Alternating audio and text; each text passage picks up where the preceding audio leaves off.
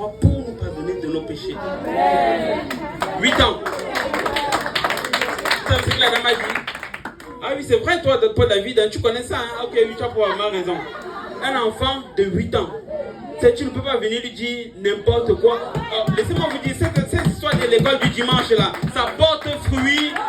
Nous devons continuer d'amener nos enfants dans la maison du Seigneur. Vous avez l'impression qu'ils dérangent, mais nous sommes en train d'investir en eux. Nous sommes en train de tenir une muraille autour d'eux afin que le diable ne puisse pas les atteindre. Et j'espère que ça ne s'arrête pas juste à l'école du dimanche. Parents, à la maison, prions avec nos enfants, jeûnons avec, mais il ne peut pas jeûner, mais jeûnons peut-être 2 heures, 3 heures, ok? Mais lisons la parole de Dieu avec nos enfants, prions avec nos enfants. Nous sommes en train de lever des soldats. Nous sommes en train de lever des soldats dans la maison du Seigneur. Je ne sais pas, là ça est en train de me flasher. Je vois ces jeunes-là. Je ne sais pas si vous les avez vus prêcher à la conférence de francophone. Le diable est en train de trembler, c'est sûr et certain. Quand je vois ces jeunes-là aller, il n'y a pas d'espoir pour le diable. Nous ne pouvons pas perdre. Il n'y a juste pas d'espoir, il n'y a pas d'issue pour le diable. Nous allons gagner cette vie.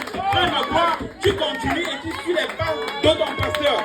Tu suis les pas de ton pasteur. Il n'y a personne d'autre que tu suis. Tu suis les pas de ton pasteur. Tu m'entends bien?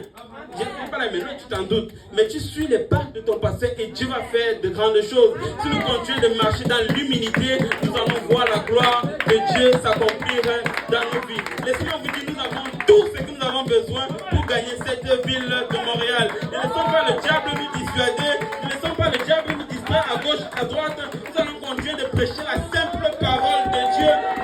Nous n'allons pas courir après les fables. Nous n'allons pas courir après les messages qui chatouillent les oreilles. Nous allons prêcher l'évangile. C'est de ça que le monde a besoin.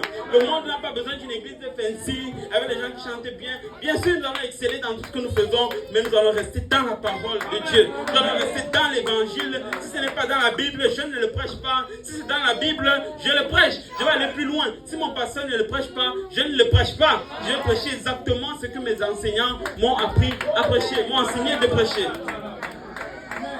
Si ça a marché avec eux, ça va marcher avec nous. Je n'ai pas besoin d'aller chercher une nouvelle recette. Si ça a marché avec eux, ça va marcher avec nous. Mais nous allons continuer dans les voies que nos anciens ont tracées devant nous. Et c'est comme ça que nous allons voir la gloire de Dieu. Donc ce que le diable a prévu pour nos enfants et pour nous-mêmes, cela n'arrivera pas. Donc quand tu déclares les promesses de Dieu, quand tu déclares la parole de Dieu, déclare-le avec tes enfants. Parce que ça doit rester gravé dans leur esprit. Non, je suis un enfant de Dieu, je n'appartiens pas au diable. C'est normal que je ne m'habille pas comme les enfants du monde. Je ne suis pas bizarre, j'ai les vêtements royaux. Je m'habille comme un